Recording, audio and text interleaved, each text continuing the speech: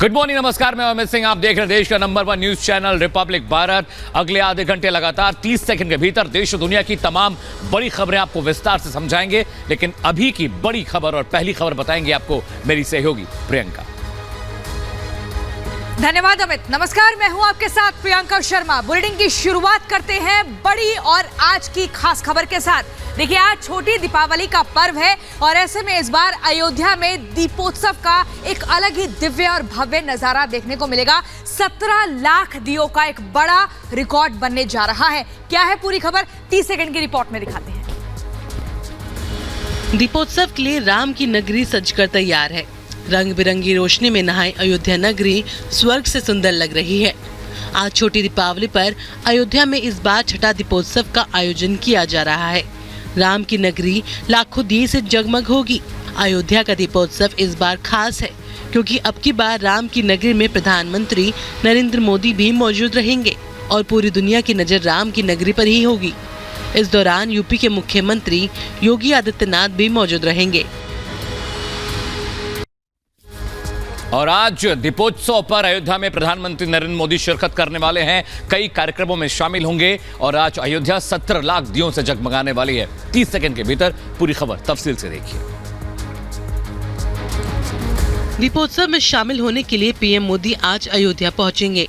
शाम 4:55 पर पीएम मोदी रामलाल विराजमान की पूजा करेंगे। शाम 5:40 पर पीएम मोदी भगवान राम के राज्याभिषेक समारोह में शामिल होंगे। शाम 6:25 पर पीएम मोदी सरयू घाट पर आरती में शामिल होंगे। शाम 6:40 पर प्रधानमंत्री राम की पैड़ी में दीपोत्सव में हिस्सा लेंगे। पीएम मोदी जैसे ही अयोध्या में दीपक जलाएंगे, पूरा शहर 17 लाख दीपकों की रोशनी में जगमग हो उठेगा। और वहीं अयोध्या नगरी को प्रधानमंत्री नरेंद्र मोदी आज करोड़ों की सौगात देने जा रहे हैं। 66 परियोजनाओं का शिलान्यास और लोकार्पण होगा। क्या है पूरी खबर, आप देखिए इस रिपोर्ट में। प्रधानमंत्री मोदी आज अयोध्या दौरे पर रहेंगे। पीएम मोदी अयोध्या को कई परियोजनाओं की सौगात देंगे। 66 परियोजनाओं का लोकार्पण और शिलान्यास करेंगे। 4000 करोड़ की परियोजनाओं का लोकार्पण करेंगे। सरयू तट पर बने पार्क का शिलान्यास करेंगे। इसके बाद पीएम मोदी राम मंदिर निर्माण कार्य का जायजा लेंगे। प्रधानमंत्री अयोध्या दौरे के दौरान साधु संतों से मुलाकात भी करेंगे।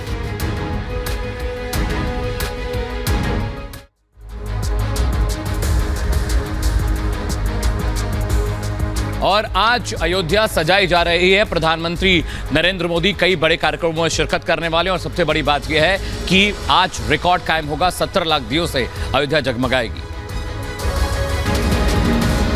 पीएम मोदी के आने से पहले अयोध्या में भव्य तैयारी की गई है। पूरे शहर को दुल्हन की तरह सजा दिया गया है। घाटों पर दिव्य सजावट की गई है।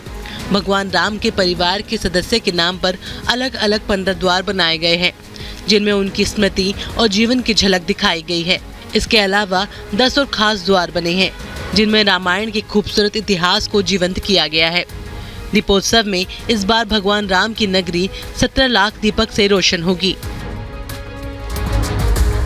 और इस बीच अयोध्या की रामलीला इस बार बेहद खास होने जा रही है। 8 अन्य देशों के कलाकार रामलीला की प्रस्तुति देंगे।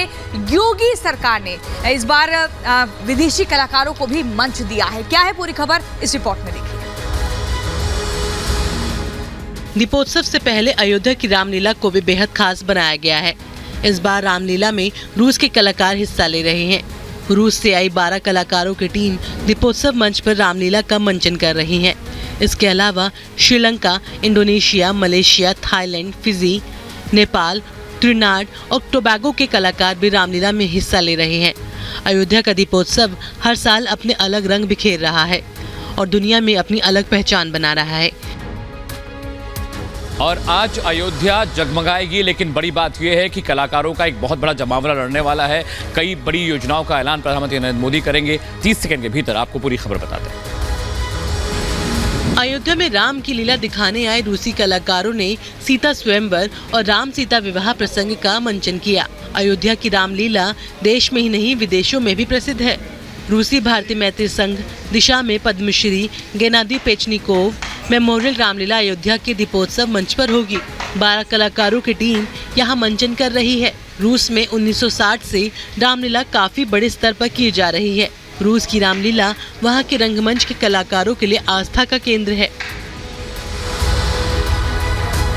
और इसी बीच अगली दिलचस्प खबर देखिए, अमेरिकी उपराष्ट्रपति कमला हैरिस ने ग्रैंड पार्टी दिवाली के मौके पर दी है। वॉशिंगटन में कैसे दिवाली का जश्न मनाया गया, 30 सेकंड की रिपोर्ट में आपको दिखाते हैं।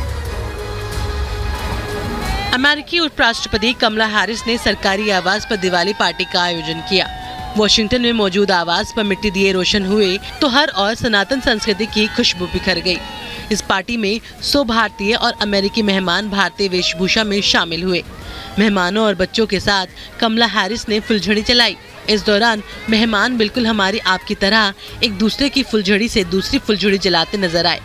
अमेरिकी राष्ट्रपति भवन में मेहमानों के लिए तरह तरह के व्यंजनों के साथ पानी पूरी स्टॉल भी लगाया गया।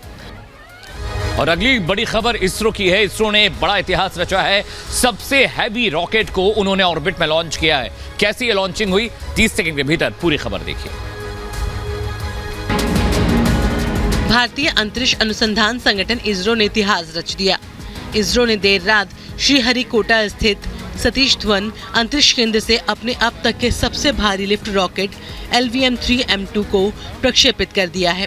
इसरो ने इस रॉकेट के जरिए 36 ब्रॉडबैंड संचार उपग्रहों को अंतरिक्ष में भेजा है। इसे 8000 किलोग्राम तक के उपग्रहों को ले जाने की क्षमता वाले सबसे भारी उपग्रहों में से एक के रूप में करार दिया गया है।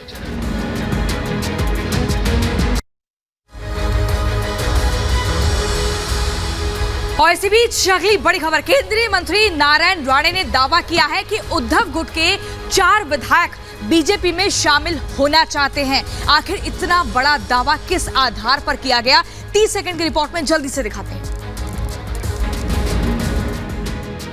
महाराष्ट्र में जब से सत्ता परिवर्तन हुआ है, एकनाथ शिंदे गुट और उद्धव ठाकरे गुट में तनातनी है। इस बीच केंद्रीय मंत्री नारायण राणे का यह दावा हैरान करने वाला है। केंद्रीय मंत्री नारायण राणे ने दावा किया कि शिवसेना ने उद्धव ठाकरे गुट के 4 विधायक महाराष्ट्र के मुख्यमंत्री एकनाथ शिंदे के नेतृत्व वाले सत्तारूढ़ समूह में शामिल होने के लिए उनके संपर्क में है। हालांकि राणे ने उन विधायकों के नाम बताने से इनकार कर दिया है। और बड़ी खबर यह है कि ऑस्ट्रेलिया पाकिस्तान का मैच होना है T20, जिससे लेकर ओवैसी ने एक बड़ी बात कही। उन्होंने तंज कसा है। क्या तंज कसा, क्यों कहा और क्या बात हुई थी, 30 सेकंड के भीतर ये रिपोर्ट आपको बताएगी। AIMIM अध्यक्ष असुद्दीन ओवैसी का पाकिस्तान प्रेम एक बार फिर जग जाहिर हो गया है। BCCI ने टीम इंडिया को T20 वर्ल्ड कप के लिए पाकिस्तान भेजने से मना कर दिया तो ओवैसी को मिर्ची लग गई और उन्होंने BCCI पर ही सवाल उठा दिए। ओवैसी ने कहा कि पाकिस्तान से इतनी दिक्कत है तो ऑस्ट्रेलिया में भी मैच क्यों। असुद्दीन ओवैसी ने तीखी जुबान से न सिर्फ खिलाड़ियों का अपमान किया बल्कि दुश्मन देश के प्यार में उन्होंने अपने देश का ही सीना छलनी कर दिया। और अगली बड़ी खबर राजस्थान के बारां से आपको बताते हैं, जहां पर दलित परिवार के कई लोगों ने अपना हिंदू धर्म छोड़कर बौद्ध धर्म अपना लिया है और जितने भी देवी देवताओं की मूर्तियां उनके घर में थी उनको नदी में विसर्जित कर दिया है। क्या है पूरी खबर, देखिए इस रिपोर्ट में। राजस्थान के बारां में 2 दलित युवकों की स्वर्ण समाज ने जमकर पिटाई कर दी। दरअसल ये दलित युवक मां दुर्गा की आरती कर रहे थे। दलित युवकों के पूजा पाठ से स्वर्ण समाज इतना नाराज था कि उन्होंने दलित युवकों की पिटाई कर दी। समाज ने राष्ट्रपति से लेकर जिला प्रशासन तक न्याय की गुहार लगाई है, लेकिन कोई कार्रवाई नहीं होने से आहत होने पर हिंदू धर्म छोड़कर बौद्ध धर्म अपना लिया। प्रशासन से प्रताड़ित परिजनों और ग्रामीणों ने एक आक्रोश रैली निकाली और बैथली नदी में देवी देवताओं की प्रतिमाओं को विसर्जित कर दिया। और अगली बड़ी खबर उत्तर प्रदेश से, जहां पर अलीगढ़ में लव जिहाद का मामला सामने आया है। कौन ये लोग थे, क्या मामला था, 30 सेकंड के भीतर पूरी खबर समझिए। यूपी के अलीगढ़ के एक कॉलेज में लव जिहाद का मामला सामने आया है। कॉलेज में पढ़ने वाली मुस्लिम छात्राओं पर हिंदू छात्राओं को मुस्लिम युवक के झांसे मिलाने का आरोप लगा है। कॉलेज की ही छात्रा पर लव जिहाद की साजिश रच उसे फंसाने का आरोप लगाया है। आरोप है कि हिंदू छात्राओं को शिकार बनाने के लिए कॉलेज की एक छात्रा बाहरी युवकों को बुलाती थी। सूचना मिलने पर पहुंची पुलिस ने आरोपी को हिरासत में ले लिया है। फिलहाल पुलिस मामले पर कुछ भी कहने से बचती नजर आ रही है। और वहीं यूपी में गैर सरकारी मदरसों की सर्वे का काम पूरा हो गया है और जिसकी रिपोर्ट तैयार की गई है वो प्रशासन ने शासन को सौंप दी है। क्या है खबर, 30 सेकंड की रिपोर्ट में जल्दी से दिखाते हैं। उत्तर प्रदेश में गैर सरकारी मदरसों के सर्वे का काम पूरा हो गया है। इसकी रिपोर्ट जिला प्रशासन की तरफ से शासन को भेज दी गई है। मदरसों के सर्वे में विश्व विख्यात इस्लामिक शिक्षण संस्थान दारुल उलूम देवबंद भी गैर मान्यता प्राप्त मिला है। जो मदरसे सरकार से अनुदान नहीं लेते उन्हें गैर मान्यता प्राप्त बताया गया है, जिनमें दारुल उलूम भी शामिल है। यूपी में ही दारुल उलूम से लगभग 2100 मदरसे जुड़े हैं। मदरसों के सर्वे में ही खुलासा हुआ कि दारुल उलूम को भी मान्यता प्राप्त नहीं है। और अगली बड़ी खबर केरल से, जहां के कोल्लम थाने में 2 युवकों की जमकर पिटाई हुई, जिसके बाद उसका वीडियो लगातार वायरल हो रहा है। पूरी खबर क्या है 30 सेकंड के भीतर आपको बताते हैं। केरल के कोल्लम में थाने के अंदर मारपीट का वीडियो सामने आया है। एक पुलिसकर्मी थाने के अंदर 2 युवकों के साथ मारपीट करते दिख रहा है। साथ ही युवक भी पुलिस से खुद को बचाते और पुलिसकर्मी पर वार करते दिख रहा है।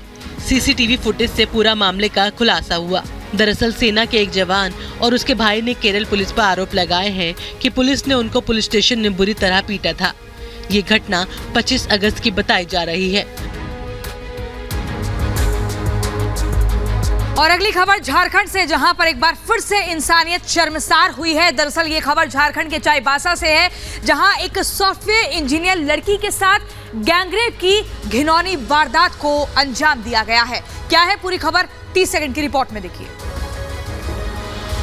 झारखंड में एक बार फिर इंसानियत शर्मसार हुई है। चाईबासा में आदिवासी लड़की के साथ गैंगरेप की घटना ने देश को झकझोर दिया है।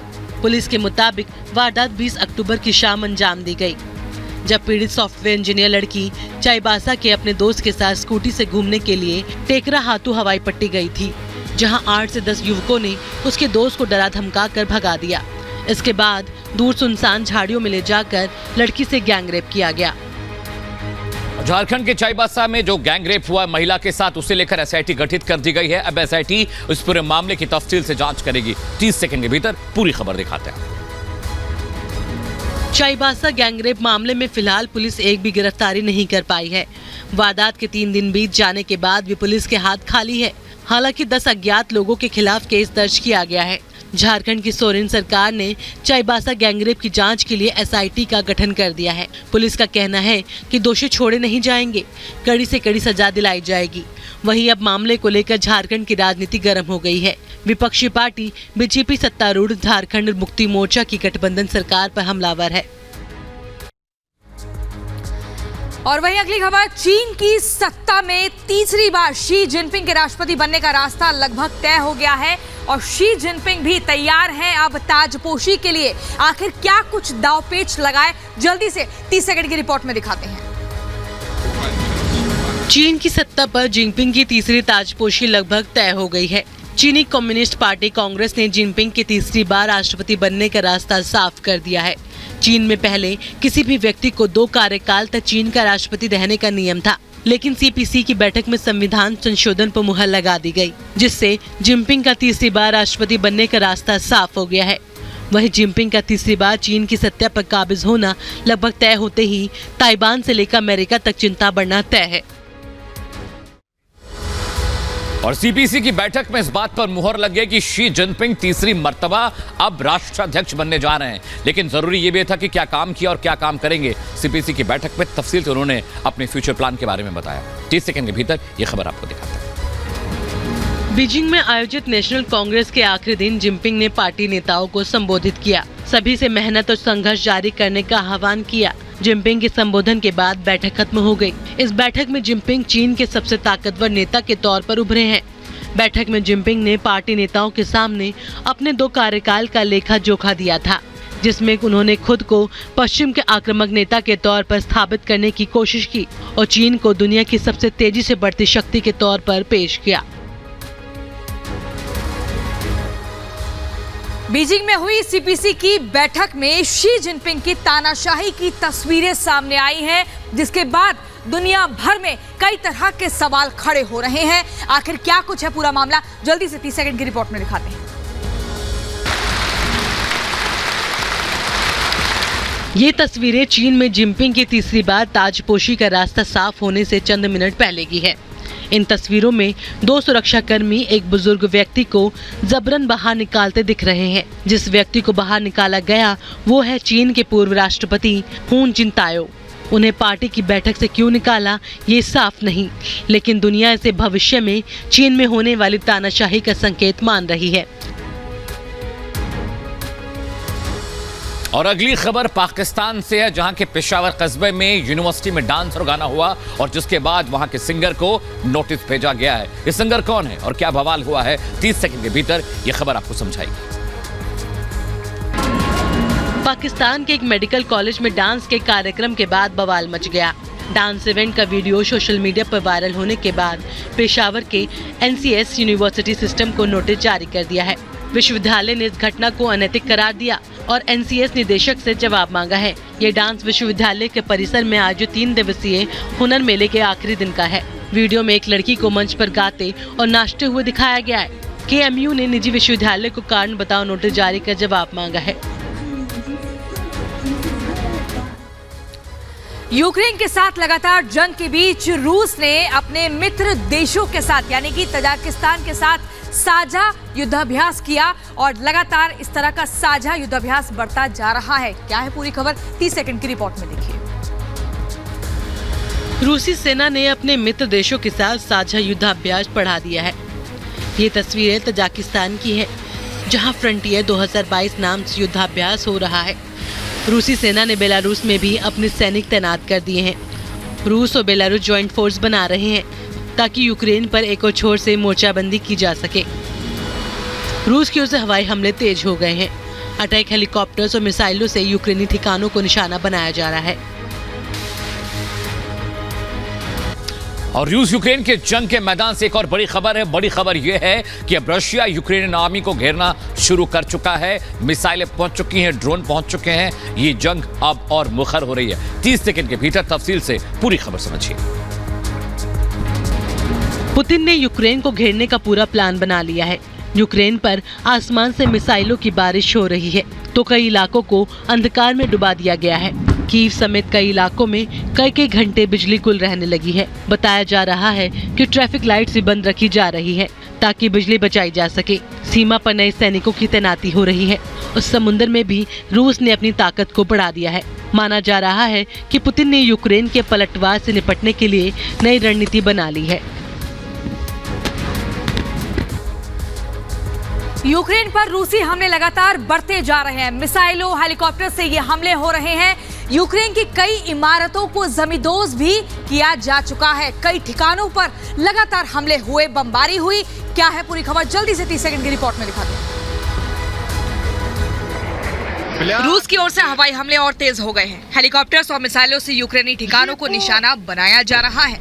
रूस ने यूक्रेन के कई इमारत को जमींदोज कर दिया है। रूस ने ब्लैक सी में जंगी जहाजों का बेड़ा और बड़ा कर दिया है। यहाँ अब करीब 10 रूसी जंगी जहाज तैनात हैं। इनमें से 3 जमीन से हवा में मार करने वाले कैरियर शामिल हैं। इन कैरियर से 24 कैलिबर के मिसाइल चलाए जा सकते हैं। Bureau report, Republic Bharat.